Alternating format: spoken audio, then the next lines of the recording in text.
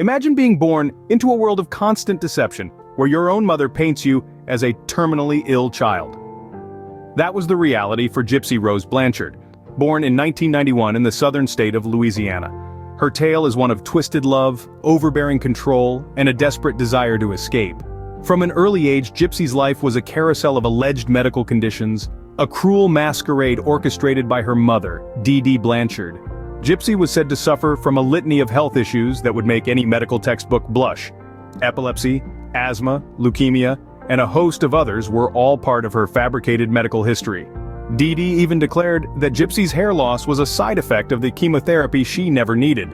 But the most visible mark of Gypsy's supposed infirmity was a wheelchair, an ever-present reminder of her supposed disability. A wheelchair that, as it turned out, was as much a prop in Dee's twisted play as the bald wig Gypsy was made to wear.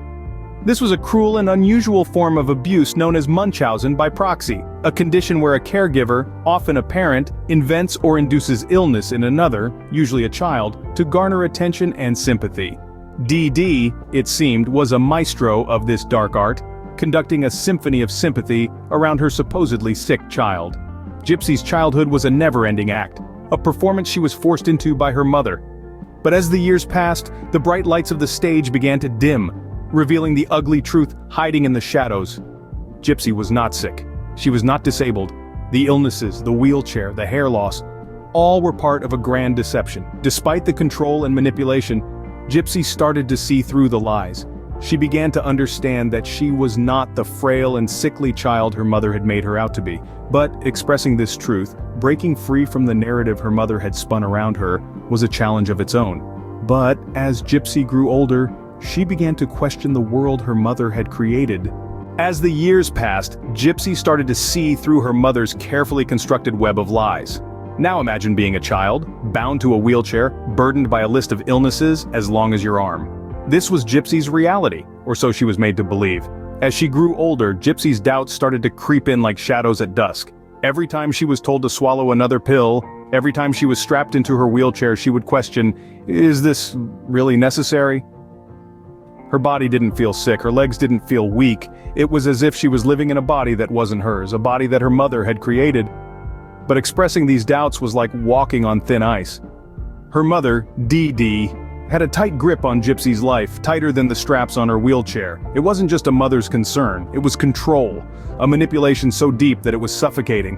And every time Gypsy dared to challenge this reality, she was met with punishment, a stark reminder of the power Dee held over her. Picture a bird in a cage, its wings clipped, its spirit crushed. Gypsy was that bird, trapped in a cage of lies and deceit. Her mother, the supposed protector, was the one clipping her wings, preventing her from soaring into the truth of her existence.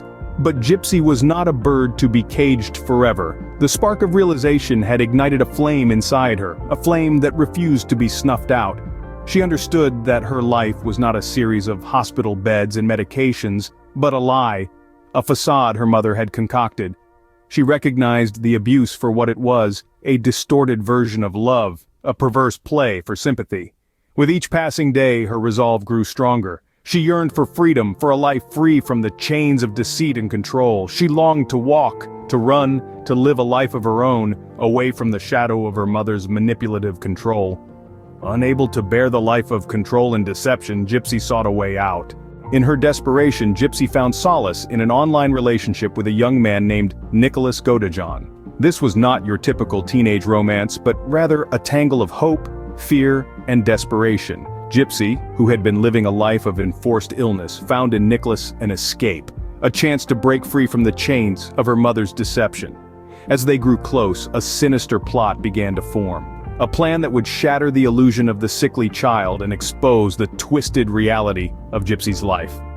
The pair, bound by their shared secret, hatched a plan to murder Dee, a plan that was as desperate as it was dangerous.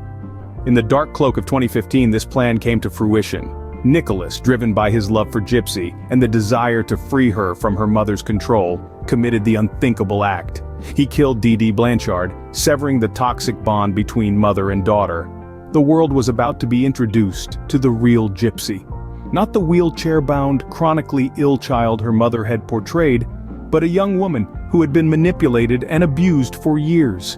The murder sent shockwaves through their community and the wider world. The facade had been shattered, the truth laid bare. The authorities were called and the pair was apprehended. The innocent image of Gypsy was replaced with a mugshot and a murder charge. The narrative of the sickly child was replaced with a tale of manipulation, abuse, and ultimately murder. The tragic events of 2015 marked the end of Gypsy's life as she knew it. She was no longer the puppet in her mother's twisted performance. She was now a key player in a real-life crime drama, her story captivating the world and shining a light on the dark reality of Munchausen by proxy.